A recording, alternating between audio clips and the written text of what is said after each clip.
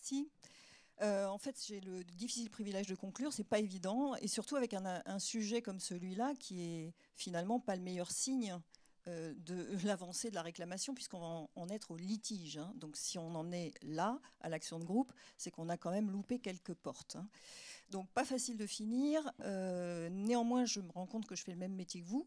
Pas de la même façon, j'ai rien à vendre, mais j'écoute les clients à longueur, enfin les clients, les consommateurs du coup, puisque je n'ai pas de clients, les consommateurs à longueur d'année, et je vais essayer au fond de rendre compte de deux choses importantes dans cette histoire d'action de groupe au pluriel. Je tiens à mon S à action, pas simplement du dispositif qui vient d'être voté, hein, dont le décret d'application est tout récent, 1er octobre, mais des actions que mènent les consommateurs face à vous, et c'est bien là-dessus que je vais insister. Donc ils n'ont pas attendu le dispositif d'action de groupe pour agir. Voilà. Et c'est un peu cela que je vais développer avec deux idées au fond assez fortes. La première, c'est que tout ça est une histoire de parcours. Avant d'en arriver à l'action de groupe, il se passe des choses. Vous avez parlé du temps il y a 5 minutes, c'est essentiel. Donc je vais revenir sur cette histoire de parcours. La deuxième chose importante, c'est quand on en arrive à l'action de groupe, on n'est plus entre soi, c'est-à-dire entre l'entreprise et son client. C'est fini. Vous avez parlé de ménage à 3 en disant que c'était compliqué. Là, ça va être un divorce à 10 ou à 15. Hein. Bon, et c'est donc un peu ce background que je vais essayer de remettre en perspective. Alors, avant qu'on en arrive au litige, il y a un parcours. Je reviendrai dessus. Et avant qu'on passe du client isolé, donc l'action individuelle, à l'action collective, eh bien encore des conditions pour que les choses dégénèrent, si je puis dire. Donc je vais développer deux choses, cette histoire de parcours et de modulateur. Donc il y a des choses très inquiétantes derrière le titre de ce que je traite là. Hein. Action de groupe, c'est pas franchement fun. Mais vous verrez, il y a des modulateurs qui sont plutôt favorables, d'autres défavorables. Donc on a l'impression qu'on est en plein drame, l'action de groupe, ça va nous tomber dessus, c'est l'horreur. Non, il y a des choses qui sont récupérables quand même dans le processus. On va essayer de les développer. Et puis de l'action individuelle à l'action collective, la question c'est comment un pauvre type là qui a un problème ou une pauvre femme qui a un problème avec son produit ou son service, toute seule ou tout seul, en arrive à vous faire face avec des avocats et maintenant des associations de consommateurs qui vont l'aider. Donc pourquoi on va passer de l'une à l'autre et surtout comment ? Évidemment, on conclura et puis ça ouvrira certainement la réflexion sur un certain nombre de choses. Alors je reviens sur cette histoire de parcours. Au fond, le consommateur, quand il en est, enfin quand il commence à dégénérer dans sa démarche de réclamation, il va vivre en fait non pas un problème, mais deux problèmes. La double peine, hein, on va l'appeler un double manquement. Au départ, il a un problème de produits, de services non exécutés. Vous en avez donné des exemples en masse tout à l'heure. Donc, première forme d'insatisfaction, c'est celle qui suit l'achat. C'est là où il va, ou pas, ou pas. Donc voilà déjà des modulateurs que je vais développer tout à l'heure, ou pas entreprendre un comportement de réclamation. Tout le monde ne réclame pas quand il n'est pas satisfait. Je suis venue avec mes petits verbatims de consommateurs. Il y en a qui disent, je vais le prendre, c'est pas du tout... Il n'y a pas de situation miracle ou une entreprise miracle avec laquelle il n'y aura jamais de problème. Ça n'existe pas. On est donc un peu fataliste par rapport à ça. Vous voyez, ils sont sympas, hein. Donc ce n'est pas parce qu'on a un mauvais service qu'on va s'adresser à une association de consommateurs ou autre. Voilà. Par contre, va-t-il dire, et on va rentrer dans le double manquement, en revanche, c'est quand on a une entreprise qui offre un mauvais service et qui ne veut pas répondre, c'est là où passer à l'action me semble une bonne solution en dernier recours. Voilà. Donc le double manquement, c'est lorsque, face à la réclamation, vous avez parlé du délai, on met X temps à lui répondre, et bien en fait il se trouve doublement insatisfait, un, par le problème de départ, deux, par la façon dont on le reçoit, le traite, l'écoute ou l'écoute pas. Alors ça, évidemment, ça majore le risque d'insatisfaction. Enfin, ça va créer une insatisfaction post-réclamation qui, elle, majore le risque d'action litigieuse. Rares sont ceux, à moins d'avoir ce qu'on appelle une propension à chercher réparation, qui vont aller directement de je réclame à je saisis un tribunal de proximité ou je saute sur une action litigieuse directement. Par contre, je vais en revenir donc à mes modulateurs. Alors c'est là que, vous voyez, vous allez avoir quand même des éléments qui sont importants pour comprendre pourquoi on passe ou pourquoi on ne passe pas à l'action. Alors, en dehors de la caractéristique psychologique du réclamant procédurier, hein, finalement, il y a d'autres éléments qui majorent l'envie ou le désir de passer à l'action. Donc ce vouloir devoir agir, vous voyez, je sens que je ne vais pas laisser passer le truc, hein, ça m'a bien énervé, donc il y a de l'émotionnel évidemment derrière. C'est majoré par l'importance du problème rencontré. Il est évident, comme on le verra après dans les actions de groupe, enfin les groupes d'action que j'ai observés derrière, que quand le manquement contractuel de l'entreprise fait que vous n'honorez plus vos factures, vous êtes étranglé financièrement, vous avez un risque sur la santé, etc. Bon, c'est clair qu'on va comprendre que plus le problème est lourd, plus la tendance à chercher réparation va être importante. Un deuxième critère qui va majorer la volonté d'action litigieuse, c'est l'attribution de la responsabilité à l'entreprise. Après tout, si je n'ai pas lu mon contrat, si en tant que consommateur, je n'ai pas fait mon boulot, ce qu'ils ne font jamais, hein, finalement, je vais peut-être me dire, c'est peut-être moi qui n'ai pas fait attention, qui n'ai pas lu les conditions contractuelles, qui n'ai pas écouté ce qu'on m'a dit, etc. Donc il faut encore que le consommateur se dise, c'est pas ma faute, c'est celle de l'autre. C'est pas systématique. Donc attention à ça, en fait, vous avez des consommateurs qui disent, bah oui, c'est moi, j'ai fait une erreur, j'aurais dû, etc. Troisième point important, les bénéfices perçus de l'action. En clair, si je vais jusqu'à l'action litigieuse, c'est pour en retirer un bénéfice, y compris psychologique, du style, ça va faire tomber mon niveau de colère. Bon, ça, on comprend que ça majore la volonté d'y aller. Par contre, il y a des choses qui minorent, c'est les coûts. Il y a des coûts, on a parlé du ROI tout à l'heure, et bien là aussi, il y a des bénéfices perçus à aller jusqu'à l'action litigieuse, et il y a des coûts en temps, des coûts en effort, il faut faire des courriers, alors je prends un petit verbatim, une dame qui me dit je vais faire un long trajet, donc elle en est au tribunal hein, quand même, hein. Je vais devoir faire un long trajet avec l'hébergement, le fait de devoir prendre des congés, il faut que ça en vaille la peine. Donc ça minore, les gens sont conscients qu'aller jusqu'à l'action litigieuse, c'est quand même pas rien en termes d'efforts pour eux. Bon, on a parlé évidemment du traitement de la réclamation, je ne vais pas revenir dessus, on en a dit des tas de choses. Il y a quand même un élément qui a été donné par David, et aussi il a disparu, je ne sais plus, bon, peu importe. Il est parti ? Oui, voilà, qui était excellent tout à l'heure, et qui n'a pas été évoqué par William, mais qui est important, c'est dans les dédommagements offerts, le fait de pouvoir offrir un choix de dédommagement diminue l'insatisfaction du client. En clair, ce n'est pas le fait de lui donner du monétaire, du non monétaire, etc. C'est aussi de lui offrir un choix dans les dédommagements. Pourquoi ? Parce que avoir un choix, ça majore, ça restaure son sentiment de contrôle. En clair, je peux me permettre de dire je préfère ça ou ça ou ça. Voilà. Et ça, c'est un point aussi important qui va minorer la tendance à chercher réclamation ou chercher une action au-delà. Et puis, alors, un élément qui est assez paradoxal, c'est j'ai dit tout à l'heure, plus le problème est important, plus le consommateur peut avoir tendance à essayer de vouloir réparer le préjudice. Par contre, et ça c'est quand même assez fou, plus il y a d'incidents, et ben moins il va chercher à aller à l'action litigieuse. En clair, si ça se passe une fois, il va dire non, là, franchement, là j'y vais. Si c'est tout le temps comme ça, s'il n'a que des problèmes, ou s'il y a une fréquence de répétition des problèmes, il va dire je laisse tomber, de toute façon ça ne sert à rien, et c'est encore une histoire de contrôle. Il ne peut pas contrôler son action contre l'entreprise et il va laisser tomber. Donc vous voyez, les situations sont un peu plus mitigées ou paradoxales qu'on peut l'imaginer en matière de problème égal immédiatement passage à l'action, quelle qu'elle soit. Il y a un deuxième modulateur, c'est ce que je sais faire. Donc je peux être conscient que je ne veux pas laisser passer, ça m'a énervé, j'ai un haut niveau de colère, mais après, qu'est-ce que je sais faire ? Donc c'est une histoire de compétence aussi, passer à l'action. Et on a des consommateurs qui nous disent moi, non, je ne sais pas à qui m'adresser, je ne sais pas ce qu'il faut faire, je ne connais pas les démarches, et qui donc disent non, je n'en fais pas parce que je ne sais pas faire. Par contre, on en a d'autres, David, toujours, a dit les consommateurs sont devenus intelligents. Alors, j'emploierai pas le mot d'intelligent, je dirais plutôt ils sont devenus informés.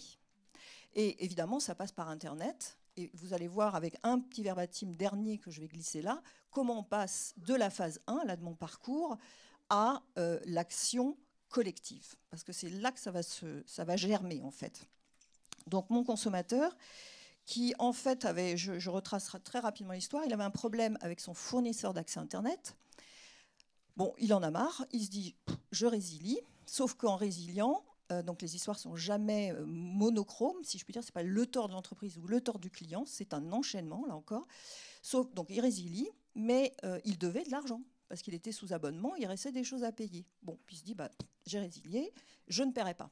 Bien, sauf que l'entreprise elle laisse pas faire, elle lui envoie une mise en demeure et le gars dit je ne sais pas ce que c'est. Donc j'ai cherché sur internet le mot mise en demeure pour savoir de quoi ça parle. J'ai appris ce que c'était sur un site qui s'appelle sefairpayer.com. Sauf que le site sefairpayer.com, c'est un site qui est fait pour les professionnels. Et là, il dit, j'ai obtenu des informations diverses que j'ai imprimées, je me suis constitué mon petit dossier. Ce qui est intéressant, c'est que ce site-là est adressé à des entreprises qui ont du mal à se faire payer. Moi, j'étais consommateur, mais j'ai eu sous les yeux le mode d'emploi du fournisseur.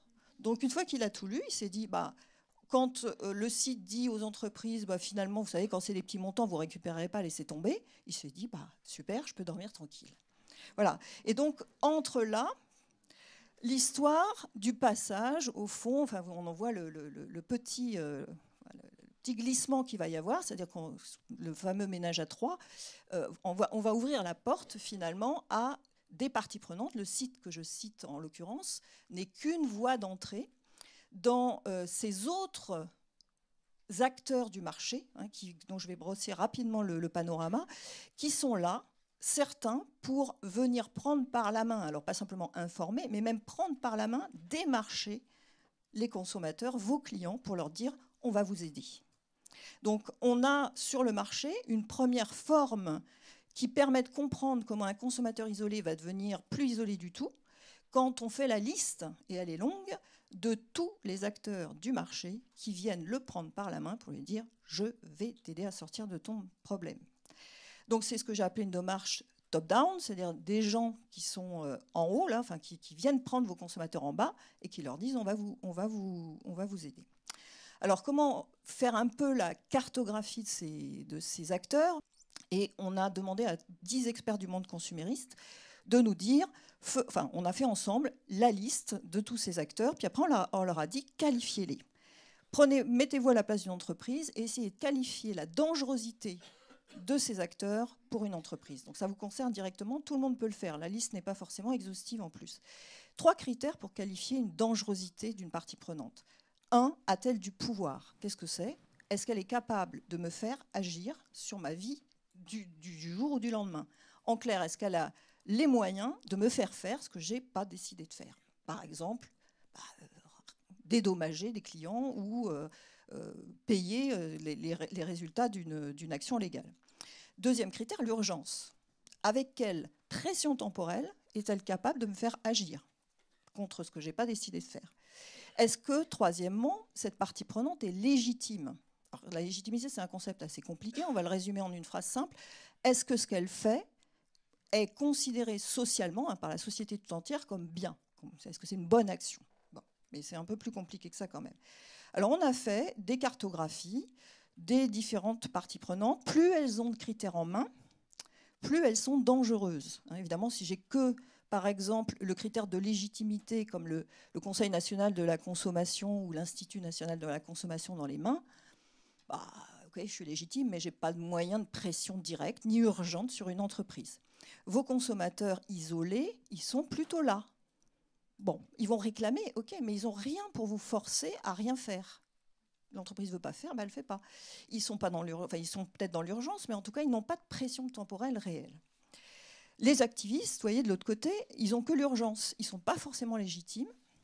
Les groupes qui démontent, les McDo, les ceci, les cela, bon, ce n'est pas forcément légitime, ce n'est pas considéré comme bien par la société nécessairement. Par contre, ils sont dans l'urgence et ils n'ont pas non plus de moyens réels de faire faire aux entreprises.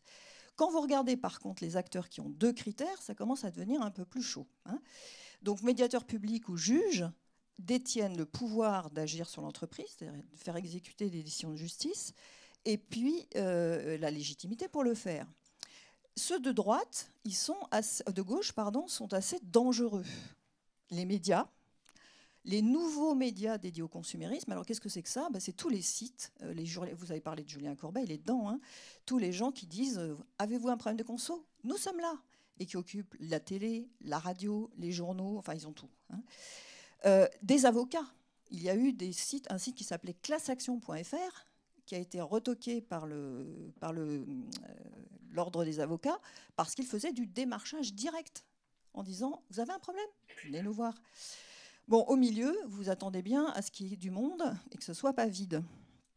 Et ben, au milieu, il y a les parties prenantes évidemment les plus actives, puisqu'elles détiennent 3 critères. Donc la DGCCRF, on ne sera pas surpris, les associations de consommateurs, agréées ou pas la peine de faire de différence, il y en a qui sont très efficaces, et ce qu'on a appelé, nous, des consommateurs auto-organisés, c'est-à-dire ces fameux collectifs, hein, c'est des gens qui vont, vous allez le voir, sortir, ils vont se créer des collectifs éphémères, mais extrêmement puissants, qui sont capables de faire agir l'entreprise dans l'urgence, et évidemment, ils sont légitimes puisqu'ils se défendent. Donc, les questions qu'on s'était posées, c'est comment ils sont passés d'un bord à l'autre entre l'isolement et l'auto-organisation. Et ben, la première réponse que je vous avais donnée, c'est on vient les chercher. Hein. Donc, quand les avocats viennent les chercher, quand les associations de consommateurs avec la class action dont je vais parler dans 5 minutes viennent les chercher, on a une première façon de voir apparaître ces collectifs. Mais il n'y a pas que celle-là. Et puis même la class action, on va en discuter, c'est certainement pas peut-être celle qui supplantera ce qu'on voit aujourd'hui. Deuxième façon, les consommateurs eux-mêmes. Ils s'organisent. Ils s'organisent. Alors, comment on a vu ça ? Alors, je vais enlever tous les noms, rien, ne comptez pas sur moi pour faire de la délation. On a regardé de près l'origine, le développement, les raisons, etc. de 4 grosses actions de consommateurs contre 4 grosses entreprises françaises qui sont là. Voilà. Ils se reconnaîtront. Je ne sais pas, j'espère que non, et qui, au fond, n'avaient pas le dispositif légal en main, puisqu'il n'était même pas voté, et qui ont réussi, par une démarche que je vais vous présenter, on a regardé comment il s'y était pris, on a retrouvé 4 fois la même chose, 4 espèces de... Le mode d'emploi était là, et qui ont réussi, dans 2 cas sur 4, en tout cas, à faire... pas mal de dégâts médiatiques, et puis, dans 2 cas sur 4, à gagner, c'est-à-dire obtenir les dédommagements qui avaient été demandés. Et ceci, encore une fois, sans que le dispositif class action ait été voté. Alors, comment ils s'y sont pris ? Très simple. Il y a toujours une personne, au départ, ça se lit de bas en haut, il y a une personne, il y a un consommateur énervé, un peu plus énervé que les autres sans doute, qui dit « il y a un problème ».